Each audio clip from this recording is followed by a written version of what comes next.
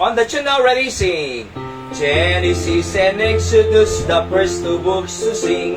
Leviticus and Numbers, Deuteronomy, Joshua, Judges, Ruth, 1st and 2nd Samuel, 1st and 2nd Kings, 1st and 2nd Chronicles, Ezra, Nehemiah, Esther, Job, and Psalms, Proverbs, Ecclesiastes, Song of Solomon, Isaiah, Jeremiah, Lamentations, Ezekiel and Daniel, Hosea, Joel, Amos, Obadiah, Jonah, Micah, Nahum, Habakkuk, Zephaniah, Haggai, Zechariah, and Malachi. New Testament, Matthew, Mark, Luke, John, Acts, Romans, 1st and 2nd Corinthians, Galatians, Ephesians, Philippians, Colossians,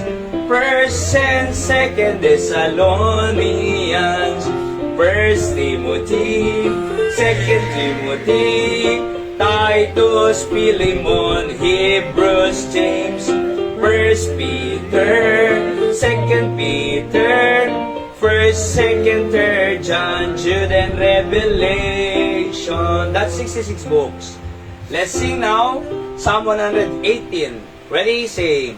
I called upon the Lord in distress. The Lord answered me.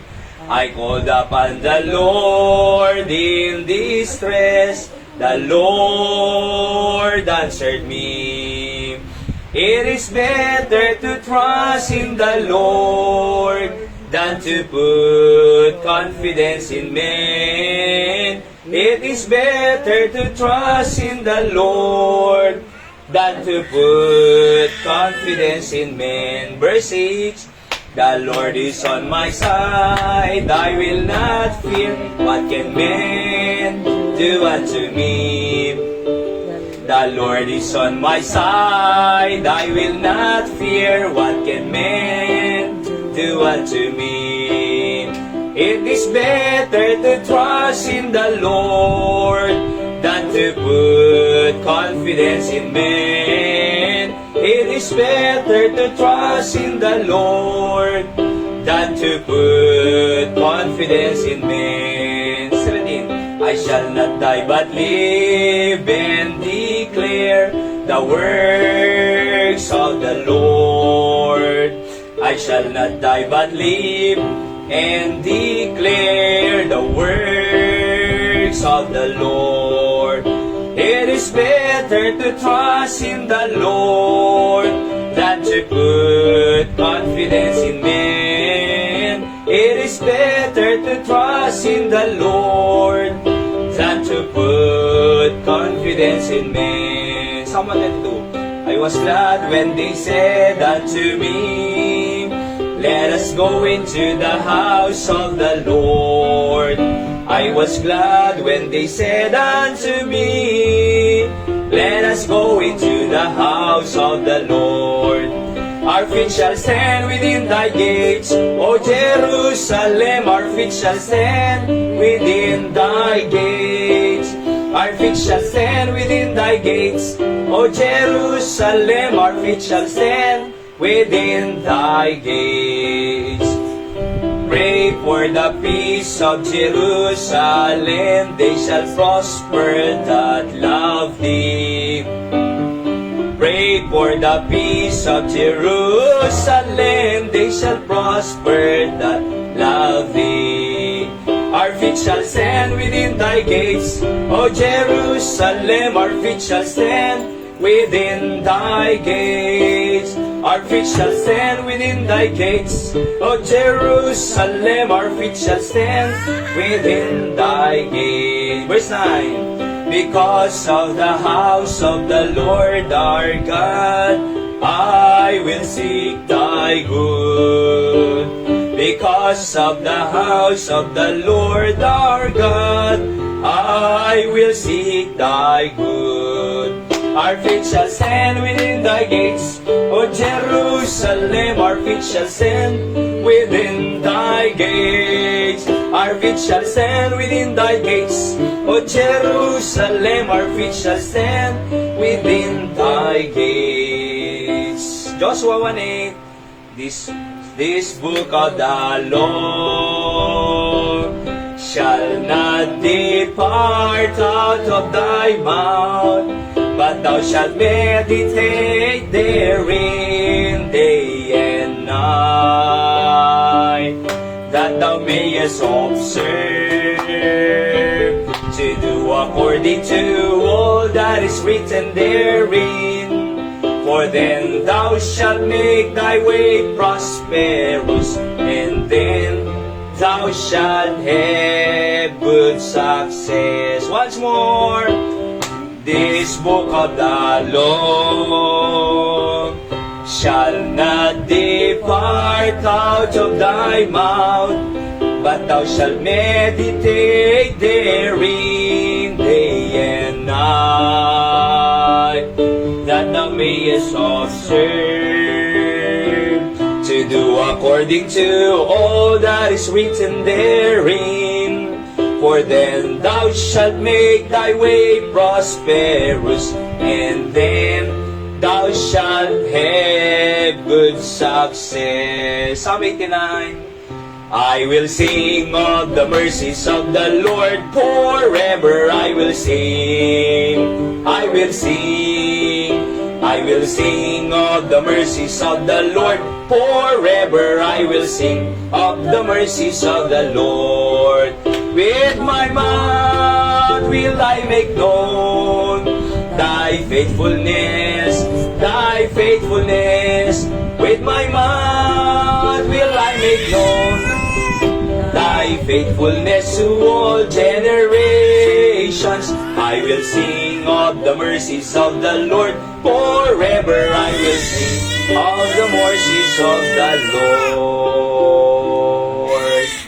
Amen. Praise the Lord for that wonderful song. Let's pray. Dakilang Diyos, salamat po sa pag-iingat, sa paggabay, sa pagbalik niyo po sa amin dito sa bahay Panambahan upang muli makinig ng inyong salita, sapagkat sabi niyo nga po, I men shall not live by bread alone, but by every word that proceedeth out of the mouth of God. Hindi lamang po kami namumuhay sa tinapay or sa pagkain, physically, kundi ang aming kaluluwa kailangan din pong kumain ng pagkain spiritual mula sa inyong salita. Because the battle is in the inside. It's not in the outside, but in the inside. Pagpalain niyo po ito sa aming buhay, ang inyong mga salita na aming maririnig, maging tugon sa mga pangangailangang spiritual para din po sa aming pamilya. Salamat po.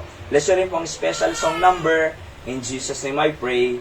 Amen. Alright, tayo po ay makakarinig muna po ng isang awitin bago tayo dumako po. By the way, bago yung kanta, sige ihanda mo lang. Announcement lang po ay let's pray po na patuloy na pagpalain ang ating gawain dito sa Candon. Ang outreach po natin dyan sa Santiago ay tuloy-tuloy pa rin po every Saturday at meron pong mga 20 people dyan. Di ba pumunta po sila dito noong graduation ng DBBS at Mother's Day natin. 30 po sila. Oho. So, meron po tayong gawain dyan na outreach. Mission po natin dyan. And, ganun din po dito sa Candon. Ano po, na patuloy na i-bless ng Panginoon. Mas marami pang kaluluwang maligtas through us. Sapagkat wala pong ibang tagapagligtas sa sabi ng Biblia ang Panginoong Jesucristo. At marami pong namamatay eh. Diyan sa San Isidro, may libing na kanina, Anton, di ba? Hindi kalma, mapangkam Santiago, aday titalo nga nagsasarano nga na ipumpon. Oho, tuko na ni Anton, talo di ay, imo na dyan may isa ko na na. Imo na dyan may isa. Napakatawa kay dyan ni Anton eh. Oho, talo da, imo na dyan may isa. Ayos di ba? So, nagsasarano, ang dami pong namamatay. Kaya kailangan po nila ang pag-asa po ng tao at pinakamahalagang malaman nila sa lupang ito, walang iba kundi ang kaligtasan ng kanilang kaluluwa. Kahit sabihin natin, milyonaryo yan, may bayan na malaki, maraming sakyan, Napakaraming negosyo niyan. Pag mamatayan at sa impyerno mapunta, walang kwenta ang mga anumang meron sa kanya. Kaya nga sabi ng Bible, what shall it profit a man if he shall gain the whole world, but lost his own soul? Wala.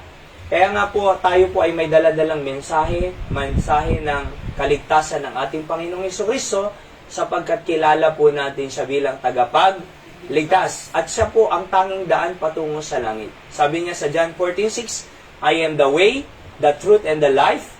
No man cometh to the Father but by me. Wala pong ibang daan patungo sa langit kundi si Kristo. Hindi po good works ng tao, hindi po relihiyon na 10,000 around the world, lalo na po hindi si Kibuloy. Ang daan patungo sa langit, si Jesus ang daan patungo sa langit. At kilala po natin siya. Yan po ang daladala natin, the best na kailangan ng tao, kaligtasan. Kasi kung ang kailangan ng tao ay economist, sana nagpadala ang Diyos ng economista.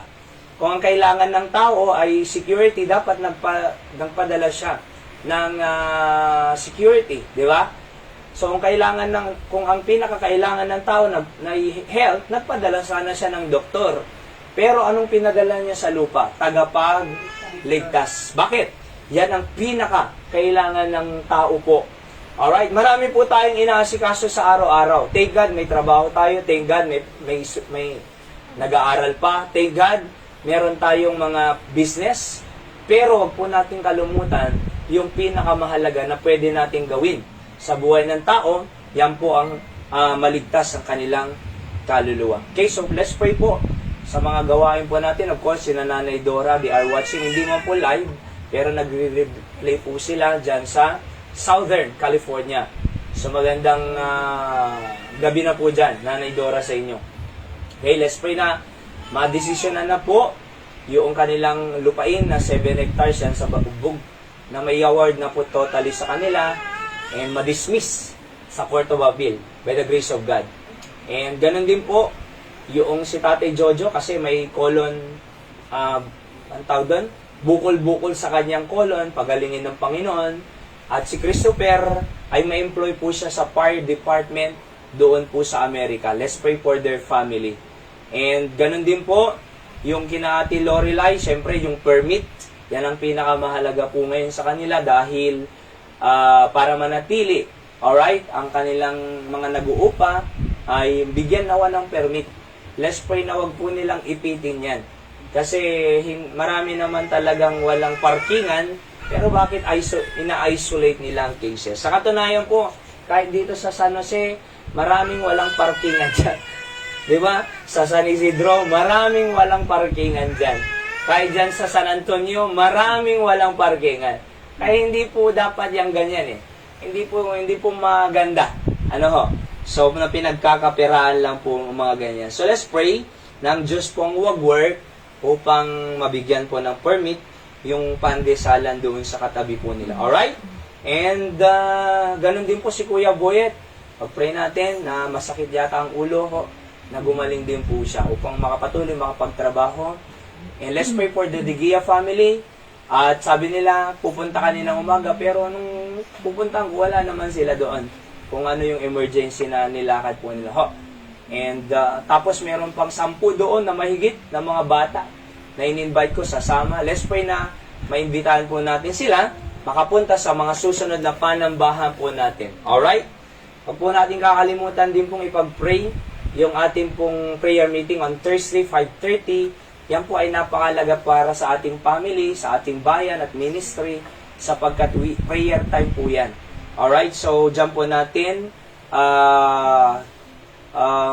nakikita yung power ng Diyos na kumikilos po sa ating buhay sa pamamagitan ng panalangin. Alright? So let's pray for that. Ang Guillermo siblings, pray po natin sila. Pastor Sam, yung Mother Church po natin sa Batak, pagpalain din ng Panginoon, sina Ma'am Rewelyn at Nanay Perla Gapusan. Okay? So yan po. Of course, gusto nating awitan. Si Manong Tatay Bigat pumaang siyempre damati nilakad da. Birthday da kini Lawrence. At gusto po nating awitan si Kuya Wilbert. Dapat diyan na ta yung okay? So sige.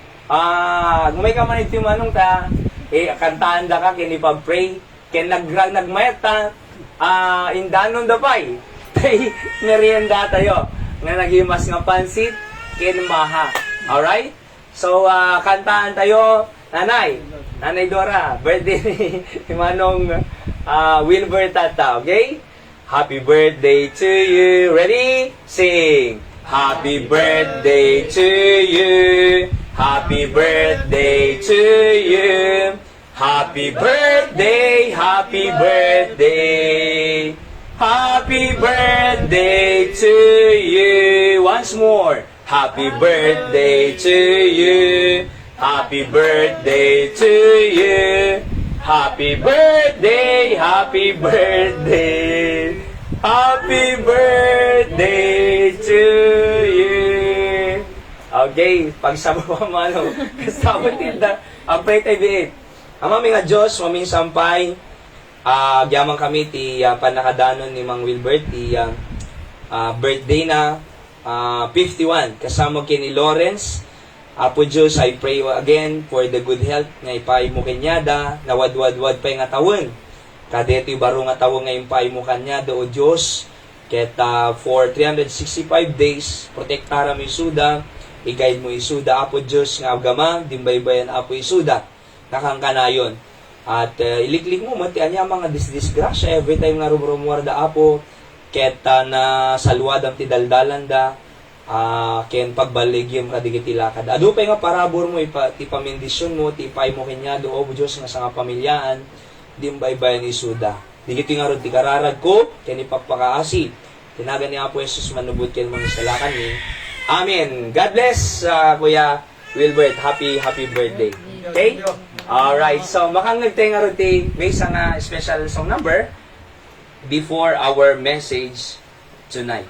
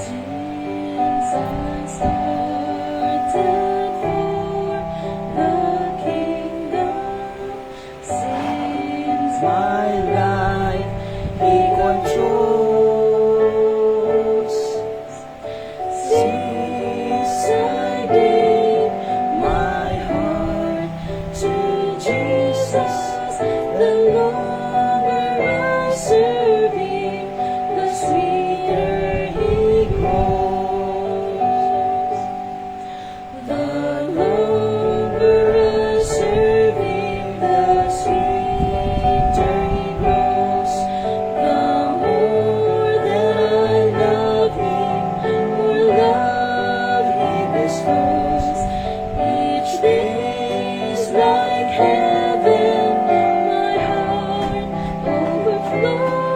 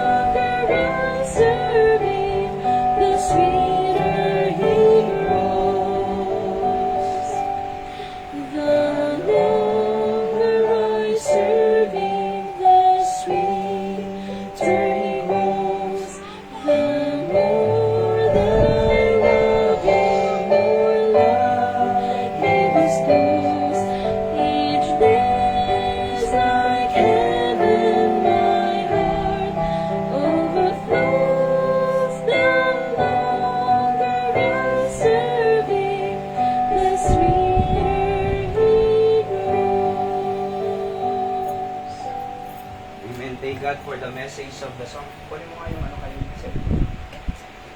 tawag doon? Alcohol, Hyra, baka mahubos. Okay, so, the longer I serve Him, the sweeter He grows. Ano po? At habang tayo po ay naglilingkod sa ating Panginoon, talagang nakikita po natin yung ginagawa niya at yung na-experience po natin ang kanyang tulong at biyaya. Because of that, tumitibay po ang ating relationship sa ating pong Panginoon, mga kapatid. Kaya kailangan po natin ng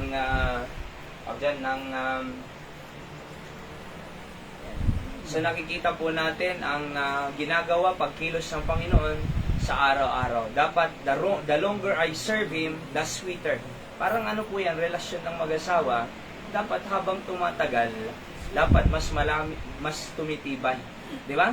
Habang tumatagal, dapat mas nagiging sweet. Mas dapat nagiging matibay. Yan po ang sinasabi po kasi ng Biblia eh.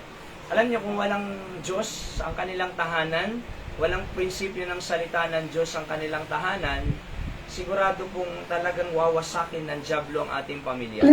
Ano po? At wala na pong pinakamahalagang treasure sa lupang ito kundi ang ating family. Alright?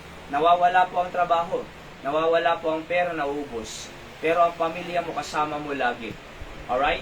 That's why I said, the greatest treasure on earth is our family. Alright? So, marahil, tignan nyo po yung mayayaman ngayon. Napakayayaman po nila. Pero, walang katahimikan ng kanilang pamilya. Lagi na lang nagsisigawan, nag-aaway yung mag-asawa. Yung mga anak, may kanya-kanyang mundo. Oho, kaya ang yaman po nila may kanya-kanyang mundo. At ang nagpapasaya sa kanila, pag nakaka-out of town sila, nakaka-travel. Kaya nga kawawa po yun Bakit? Sakalang masaya sila pag nakaka-travel. Pag hindi naka-travel, hindi masaya. Ilang beses bang nagta-travel sa isang taon? 2, 3 beses. Ibig bang sabihin, 3 beses lang sila masaya sa buong taon? Nakakalungkot naman po yan, di ba? Pero, dahil may prinsipyo tayo ng salita ng Diyos, pwede po tayong maging masaya sa araw-araw nating buhay. Alright. So, again, we will continue our series of lesson about building a godly home. Yan po ang pinag-aralan natin every Sunday afternoon. Another topic po tayo ngayon, ay pinamagatang kong creating a good spirit in your home. Okay? Creating a good spirit in your home. So, ngayon ko lang po i-share one of my devotion po ito in the morning. Nagawan ko po ng outline. At hindi man alliterated, pero naniniwala akong magiging pagpapala po ito sa atin. So, bago po natin basahin ang ating text, magandang gabi. Brother Rico, dyan sa South Korea, naka-live po siya. Ang Diyos pong magpala sa iyo dyan. At ipinagpipray ka namin. Ano po? Na patuloy pagpalain yung mga prayer request mo. We are praying for that. Ano po, na mas marami pa kayong project dyan sa South Korea. And ganun din yung buong pamilya niya sa Mangaldan. Okay? And ganun din si Brother Jong. Saan ka man naroon, Brother Jong, ang Diyos ang magpala sa iyo. Alright? So, Proverbs chapter 21 verse number 1, the Bible says, boast not thyself of tomorrow, for thou knowest not what a day may bring forth. Okay? So again, our title, Creating a Good Spirit in Your Home. Let's bow our heads for prayer. Our gracious Father in heaven, muli, salamat sa talatang binasa namin from the book of Proverbs. I pray that we can grab some truth, principles for our family so we can create a good spirit in our home. Kayo pong mag-bless about naririto. Even yung mga nakikinig online, saan man sila naroon, ay pagpalain nyo po sila. Muli, salamat po. Ito pong aking dalangin sa pangalan ni Jesus. Amen. As I introduce our subject this afternoon, I wrote here, sabi ko, although this chapter offers general admonitions for all human beings, we can identify some principles that are applicable to our family. Let's explore a few of them. Number 1, na prinsipyo po, para makapag-create tayo ng good spirit in our family is, number one, do not boast about yourself. Instead, entrust everything to God to work on your behalf and your family. Maliwanag po dito eh. Boast not thyself of tomorrow. Alam niyo po, may mga mag-asawa, may mga pamilya na sabi ng isa, ako ang nagbabayad ng kuryente. Ako ang masusunod dito. Ako ang nagbabayad ng grocery. Ako ang masusunod dito. Yung isa naman, lupain ko ito. Huwag niyo akong palisin dito. Lupa ko ito. Bakit niyo ako papalasin dito? Di ba? Alright? Kayo ang umalis. Hindi ako. Pero alam niyo po ba, mahirap po yung nagmamalakihan ng kung anong meron po tayo. Pinakamaganda po, nakaapak lang tayo sa lupa na nagpapakumbaba. Tignan niyo po ang isang tao. Laging sinasabi ni Pastor Hill nung nasa Bible school pa ako noon, huwag niyong hahayaan na tumaas ang paa niyo sa lupa. Figurative po yun. Pero ibig niyang sabihin, huwag niyong hahayaan kung meron kang accomplishment or tinapos na aangat ang paa mo sa lupa. Bakit? Magiging proud ka sa sarili mo. At pag naging proud ka sa sarili mo, sabi ng Bible, God resists the proud. Ibabagsak ng Diyos ang proud. Babagsak. At pag bumagsak po ang tumaas, masakit. Lalagapak po yan sa lupa. Kaya ang laging sinasabi sa amin, panatilihin mo ang paa mo sa lupa. Ano man ang accomplishment mo, ano man ang tinapos mo, ano man ang trabaho mo, ano man ang ranggo mo, ano man ang meron ka, panatilihin mo ang paa mo sa lupa. Because we are servant of God. Diba? We are there to serve our family. Pero kung magmamataasan po sila, akin yung lupa, ako naman ang nagpatayo ng bahay. Ako nang bumibili, sabi naman ng anak, ako nagbabayad ng kuryente. Gusto lahat masunod. Sa loob ng tahanan po, ay magulang ang masusunod. Kahit sabihin mong ikaw pa ang kumikita, nagbabayad ng kuryente, ikaw pa ang nag-grocery sa iyong pamilya, magulang pa rin sila. Di ba? So, tandaan natin, una po dyan, sabi ng Bible, boast not thyself of tomorrow, for thou knowest not what a day may what? Bring forth. Hindi mo alam kung buhay pa tayo. Bakit alam ba natin buhay pa tayo bukas? Hindi natin alam. Kaya wag magmamalaki sa alam po natin. Di ba? So yung isa, nag-aaway-away sila, ay nagkakantsawan sila. Ako sabi niya, kahit mag-isa lang ako na kahit mag-isa lang ako mag-volleyball, kaya ko, sabi niya. Paano yun? Mag-isa ka lang mag-volleyball? Hahampasin ko sa kabila. Tapos tatakbo na naman ako sa kabila. Hahampasin ko na naman. Kaya ko kahit mag-isa ko. Yung isa naman, nagmamalagang din. Ako kaya ko kahit mag-isa akong nagtitenis, sabi niya. Nay. Paano yan? Mag-isa ka nagtitenis? Hahampasin ko sa kabila. Tatakbuhin ko na naman sa kabila ko na natay. Hahampasin ko na naman. Kahit mag-isa ako, kaya ko. Yung isa ayaw magpatali. Ako sabi niya, tingnan nyo, pukulak ko na. Kawanti Mesa, ano ba ang Tagalog ng pukul? Yung wala ng kamay. Iisa lang po ang kamay niya. Ano po sa Tagalog ang walang kamay? Ha? Putol ang kamay. Pukul. Sa Ilocano kasi pukul eh. Pukul.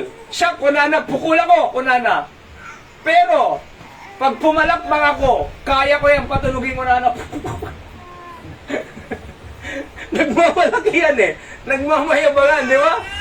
Pero alam niyo, wala pong mangyayari sa nagmamalaki. Tandaan natin, ang buhay natin, biyaya ng Diyos. Gumising tayo kaninang umaga, biyaya ng Diyos. Kung meron ka mang tinapos, biyaya ng Diyos. At kung meron ka mang pera, biyaya ng Diyos, bigay lahat ng Diyos yan. Kaya manatili tayo sa ground, sabihin natin, by the grace of God and for His glory alone.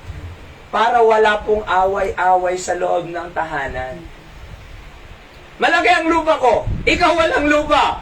Masubmit ka sa akin. Hindi po yan. Hindi po ganyan ang instruction ng family. Sabi ng Bible, husband, love your wives. Wives, submit to your own husband. Children, obey your parents in the Lord, for this is right. Parents, admonish your children. Merong structure ang family, mga kapatid. Hindi pinag-uusapan dyan yung secular knowledge. Hindi pinag-uusapan dyan ang anuman tinapos natin. At kung gusto nating maging matibay, matatag, at we can create a sweet spirit in our home, walang magmamalaki. Oho, boast not thyself. Alam niyo po, hindi po inferior ang babae sa lalaki. Hindi rin naman po superior ang lalaki sa babae. Tandaan natin, they are, anong tawag dyan? They are equal in responsibility, but different in position. Bakit pagka yung babae ginagawa niya yung responsibility niya, mas inferior sa lalaki? Hindi. Ginagawa niya lang yung trabaho ng babae, equal. Yung lalaki naman, mas mabigat ang responsibility niya, ginagawa niya to protect, provide for his family, equal po yan. Pero different position nga lang. May position na ibinigay ang Diyos sa babae na nanay ka. Meron din namang ibinigay sa Diyos sa lalaki, maging tatay ka at asawang lalaki. Gampanan mo yan. Hindi, walang mas mataas, walang inferior at superior. Merong kang binigay sa iyo ng Panginoon yung trabaho na yan para gampanan mo. Pero may trabaho, responsibility. Ibang posisyon, but equal in responsibility. Walang inferior, walang superior. Upang payapa, tahimik ang ating tahanan. Hindi yung, ako ang leader dito. Ako ang gagasulat ng pera. Hindi pwede. Ako ang lalaki. Ako ang masusunod. Hindi pwede. Dapat, merong consensus yan. Kung anong the best for the family. Diba? Kaya nga, they are one eh. Two are better than one. Kapatid, walang nagmamataasan. Alam nyo, pag ganito ang ating pamilya, walang nagmamataasan, kahit makagraduate itong mga anak natin, kahit may sila nang nagbabayad ng kuryente or grocery, nagpapakumbaba pa rin sila, nagsasubmit sa authority, maganda eh. We can create a sweet spirit in the home. See that? So, sabi ko dyan, if you trust yourself alone in building your family, then it will crumble. But if you build upon the grace and help of God, that will become strong and stable. Like the parable of the wise builder taught by our Lord Jesus Christ in Matthew chapter 7, 24 to 27. Anong sabi? Therefore, whatsoever heareth these sayings of mine and doeth them, I will be likened him unto a wise man, which built his house upon a rock. 25. And the rain descended, and the floods came, and the winds blew, and beat upon that house, and it fell not. Bakit hindi nag-fell? Sapagkat matibay. Bakit matibay? Nakatayo sa bato ang kanyang tahanan. Tandaan natin, si Kristo ang bato sa Bible. He is the rock. Kung nakatayo ang ating family sa bato, matibay. Ano man floods, ano man rain, ano man winds, pag nag-beat sa ating family, nakatayo pa rin ang ating family. Bakit? Nakatayo sa bato eh. Sa Panginoong Jesucristo. Di ba? For it was founded upon the rock. And everyone that heareth these sayings of mine, doeth them not. Pag hindi daw ginawa ang salita ng Diyos, ang prinsipyo ng salita ng Diyos, shall be likened unto a foolish man. Mangmang, which built his house upon the sand, and the rain descended, and the floods came, and the winds blew, and beat upon that house, and it fell, and great was the fall of it. Bakit? Nakatayo sa sand. Walang pundasyon. Mahina.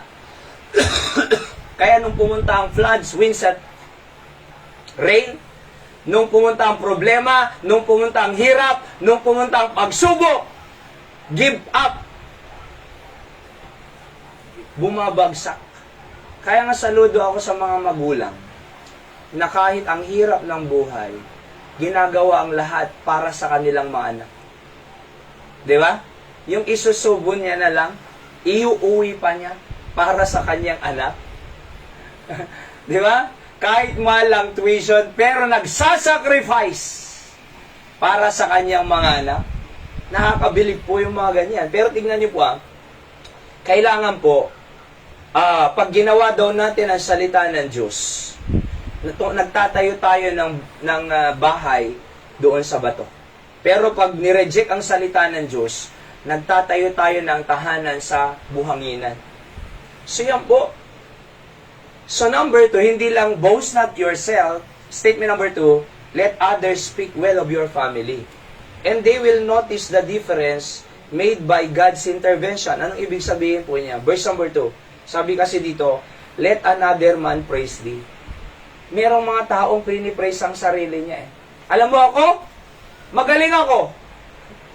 Alam mo ako? Tingnan niyo yung mga nanliligaw ngayon. Mabait ako. Masipag ako.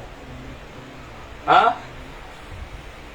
Pagka sinagot mo ako, maganda ang buhay mo. O di sinagot, maganda eh, mabulaklak ang sinasabi niya eh. Eh nung nagsama, di ba? Bugbog. Gulo. Pero bakit? Sapagkat, self-praise eh. Kaya sabi ng Bible dyan, let another man praise thee, not thine own mouth. And a stranger, not thine own lips. Kaya mo sila magsabi. Di ba, yung kapitbahay mo, alam mo yung pamilyang yan? Talagang nagsisimba yan. Yung pamilyang yan, grabe. Mapanalanginin yan. Yung pamilyang yan, napakaganda ng kwento ng buhay nila. So let others speak well of your family. And they will notice the difference made by God's. Alam niyo po, pagka tayo nagsisimba, kinakansyawan po tayo eh. Sa katunayan po. Saan ka pupunta? Simbahan ka na lang. Baka lumampas ka ng langit. Di ba? Di baling lumampas. Huwag lang magkulang. Kasi kung hindi ka aabot, kulang. Pag kinulang ka, impyerno. Hindi na baling lumampas. At least nakarating. Eh kung nagkulang. Di ba? Tawag na rin sa'yo. Hoy, pastora ka, ngonado. Pastora ka sa tayo. Sa Bible po, walang pastora. Oho. Pero tingnan nyo po ito ha. Iba po kasi sa sa mundo. Diyan may kapitan, may kapitana. Pero democracy po kasi. Sa Bible, sa church po, theocracy. God rules. Ano po? Kaya walang pastora. Iba po sa democracy, sa theocratic form of government sa church. Ano po? Pero tignan nyo so let others speak well para sa atin. Let others see the difference God's presence makes in your family. The values and example they observe in your home may inspire them to strengthen and improve their own families. Malay mo, sa ating nakikita nila sa atin, maging huwaran tayo para sa kanila. Lalong-lalo na po yung mga anak natin, dapat makitaan po tayo ng magandang example, ehemplo po para sa kanilang mga susundan. Wala na pong ibang tinitignan ng ating anak maliban sa magulang. Marahil kaya natin, sabi ko nga marahil kaya natin makipagsapalaran, pero paano kung sila ang susunod? Magiging kaya ba nila? Kaya ka natin Sila kaya nila kaya? Kaya mahalaga po, yung nakikita po nila sa atin, yung mga anak natin. Di ba? Madali po nilang gayahin yung nakikita kaysa sinasabi. Si Seb, magaling pong manggaya na. Alright? Sa ginagawa ko, lahat ng ginagawa ko, pag nagwawashing ako ng sasakyan, nagwawashing siya. Oo. Pag may kinakalikot ako dyan, tinutornilyo, nagtutornilyo rin. Lahat ng ginagawa ko, gusto niyo subukan. So makikita niyo po, ang mga bata ay mas madaling sumunod sa nakikita kaysa sa sinasabi. Eh kung nakikita ng mga anak po natin, nagsisigawan tayong mag-asawa, bakit ganon? Mako-confuse po sila Kung may conflict po ang mag-asawa, huwag ipakita sa anak. Sarili lang po natin yan. Diba? Kasi pag nakita nila, ay ganon? Bakit ganon? Mako-confuse po sila Kaya nga po, napakalaga yung example sa ating pamilya, mga kapatid. Para magkaroon tayo ng sweet spirit in the home, have a good example, in the home. Number 3, open rebuke is better than secret love. Basahin nga po natin. Ready, go? Open rebuke is better than secret love. Faithful are the wounds of a friend, but the kisses of an enemy are deceitful. Napakaliwanag eh. Open rebuke is better than secret love. For example, ganito po yan.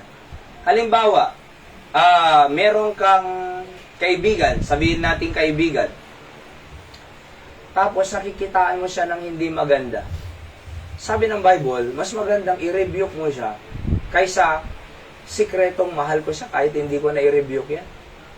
Diba? Kaya sabi, open rebuke kahit masakit than secret love. Ganito ang nangyayari po sa pamilya. Yung anak, ay yung tatay at nanay, naawa sa anak kasi nahihirapang magtrabaho. Kaya ang nangyayari, siya na lang ang gumagawa ng dapat gawin ng anak. Halimbawa, paglalaba. Malalaki na, hindi pa marunong maglaba. Diba? So, bakit hindi pinapalaba? Naaawa daw sa kanyang anak. Ang tanong, matututo ba siya sa awa? Kaya nga, anak, dapat malaki ka na Dapat marunong ka nang maglaba. Dapat marunong ka nang mamalansya.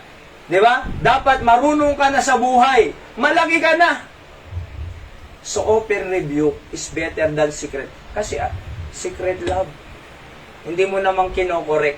Hindi mo naman rini-rebuke.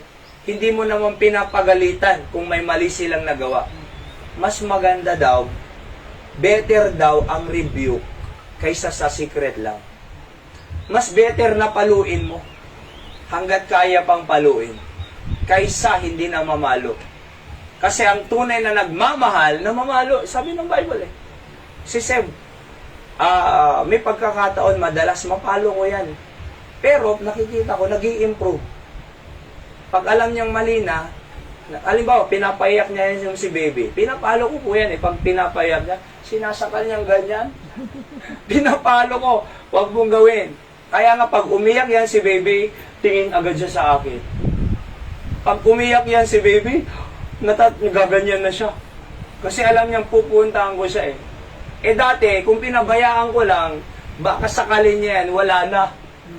Diba? Kung pinabayaan ko lang. Kaya nga, imbes na maawa ko, kinakailangan, i-review ko siya. Better than secret love. Kaysa yung secret pa, mahal ko naman yan, alam mo lang Mahal ko naman yan, hayaan mo lang yan. Hindi ganon. So, open review. The devil often works in subtle ways, seeking to weaken families and undermine the values being taught to our children. Because of this, sabi ko dyan, it is important to help your family recognize the true source of harmful influences and to stand firmly against anything that threatens the spiritual, moral, and emotional well-being of your home. Alam naman po natin yan Di ba? Na ang diablo, wini-weaken ang family. Tingnan niyo po ito. Halos lahat ng bill sa Kongreso, hindi lang sa Pilipinas, kahit sa Amerika, ay attacks the family. Napansin niyo po ba yung divorce attacks the family? Napansin niyo po ba yung abortion attacks the family? Napansin niyo po ba yung same-sex marriage, it attacks the family? Di ba? Napansin niyo po ba yung mga iba-iba pang laws na hindi na dapat magulang ang magdisiplina sa anak, gobyerno ang may karapatang magdisiplina sa anak. So lahat yan, inaatake ang ng diablo ang ating pamilya. Kahit sa Garden of Eden pa lang si Adan at Eva. Di ba, naalala niyo po? Unang pamilya na kinasal ng Diyos, si Adan at Eva. Inatake na agad Natempt sila Eva at Adan, kinain yung bawal na prutas.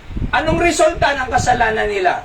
Yung anak nilang si Cain, pinatay yung kapatid niyang si Abel. Bakit? Dahil sa kasalanan ng magulang. Alam niyo po, isang mistake, pagkakamali, pagkakasala nating mga magulang, dadamay ang anak po natin. Kaya be careful, because the devil attacks our family. He wants to destroy our family. Kaya nga, we need to stand firm. sa lahat ng influences ng diablo sa atin. Morality, di ba? Siguraduhin natin. Alam niyo po yung lalaki nagiging balaki. Yung lalaki nagiging iba. Balaki. Bakla. Yung babae nagiging lalaki. So nababago. Alam niyo po bakit? Malakas ang recruitment. Hindi naman po yan nanganganak eh. Ano bang purpose ng marriage? Lalaki at babae? To produce. Nagpo-produce bang dalawang lalaki? Hindi. Pero bakit dumadami? Nagre-recruit eh. Di ba? Malakas ang impluensya ng mundo. Nare-recruit. Alam nyo bakit? Kasi may pagkukulang ang mga magulang. So tandaan natin, pinakamaganda po ay i-rebuke natin agad. Yung anuman sa nakailangan ng ating pamilya. So number 4 po ito, ewan ko kung bakit number 5 agad. Kaya tignan ko po mamaya para i-correct natin po. Sa number 4, last po muna ito. Okay, ano po yung una? To create a good spirit in our home. Number 1, I said, do not boast about yourself. Instead, trust everything to God to work on your behalf and your family. So, huwag tayong magmalaki. Kundi, Panginoon, salamat sa iyong biyaya. Kayo po ang mag-harmonize ng aming pamilya. Walang nagmamataasan. Alam niyo, pag may isang nagmataas dyan, gulo yan. Pero kung laging nagpapakumbaba yan, napakasarap niyan. Sweet spirit in the family. Walang nagmamataas, walang nagmamalaki, walang tiniting ng master's degree, doctor's degree dyan, walang perang involved dyan, kumbaga, walang yung pinakamalaking pera siyang masusunod. So, walang ganun. See? Lahat na magpapakumbaba.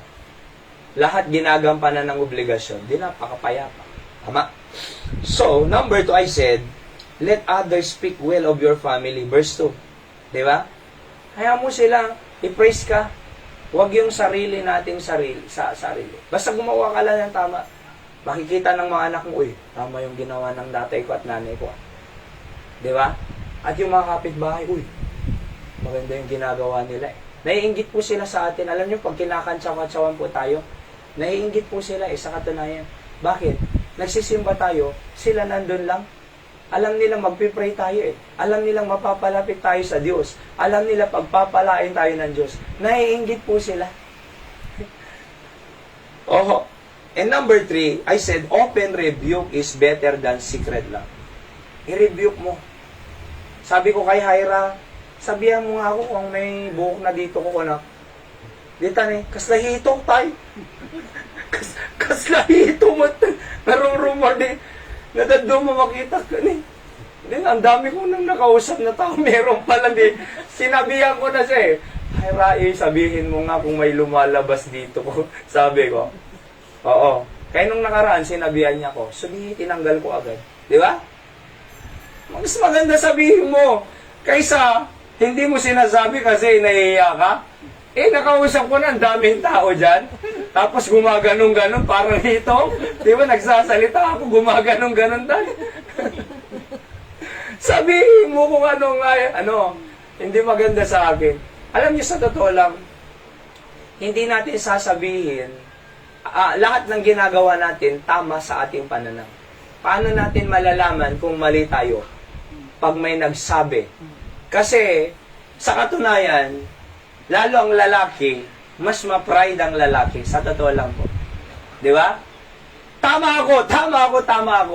Paano mo masasabing mali ka? Pag may nagsabi na mali. Kaya tinatanggap ko eh. Kahit sino pong mag-rebuke sa akin, kahit bata, thank you, sabi ko, thank you. Ginamit ka ng Diyos para i-correct ako. Para sa akin kasi, ang prinsipyo ko po, everybody is my teacher. Kahit bata yan, teacher ko yan. Di ba? Kung kinorek niya ako, thank you, ginamit ka ng Diyos. Kasi gusto ko mamuhay ng correct eh. Kasi nung ang-aaral po ako, gusto ko correct yung asagot ko. Tama? Answer your own paper. Wrong, pero kinokorek ko eh. Ginaganon ko eh. Nilalagay ko yung tama. Di ba? Gusto ko ng correct eh. Kino-correct ako ngayon. Thank you, sabi ko. Everybody is my teacher. Di ba? Mas gusto ko yung nire-review ako kaysa yung, ang tawag dyan, yung tinitikil yung ear mo, para lang ma-please ka niya, hindi niya sasabihin yung mali. Alam niyo si President George Washington, Baptist po yan eh. Isang araw po, nagsimba po yan. Kristiyano po yan eh. Nagsimba siya. Alam niyo, I think Catholic siya or ano man, ibang religion. Tapos nakapag-church siya sa Baptist. Matapang yung pastor. Di ba? He preached against sin. Talagang grabe itong pastor na ito. Tumatama lahat ng sinasabi niya. Napakasakit magsalita. Pero totoo. Alam mo, sabi niya, mas gusto ko doon. Kasi, doon sa church ko dati, tinatrato ako na presidente. Pero doon, tinatrato akong makasalanan ka, sabi niya. Dito, tinatrato akong presidente. Doon, sa Baptist Church na yan, tinatrato akong makasalanan. Pero nailalapit ako sa Diyos, sabi niya. Nakikilala ko ang sarili ko at biyaya ng Diyos sa akin. Kaya nagstay po siya. Di ba? So, tandaan po natin, mas maganda po yung kinokorek. Kaya si Hyra, pag kinokorek ako, thank you, sabi ko. Di ba? Pag may sinasabi siya, thank you. Huwag nang makipag-argue. Mali na nga, makikipag-argue pa. Mali na nga, mag-justify pa. Sorry agad. Thank you. And last po muna, a prudent man foresees the evil and hide himself. Very simple lang po na mga points. Kinukuha ko lang din po dyan sa mga verses. Ano sabi ng Bible? A prudent man foreseeth the evil and hideth himself, but the simple pass on and are punished. A prudent man, pag sinabing prudent po, yung may self-control. Prudent means self-control. Okay? So, tignan nyo po ito. A prudent man foreseeth the evil. Nakikita niya na yung masama. And he hideth himself.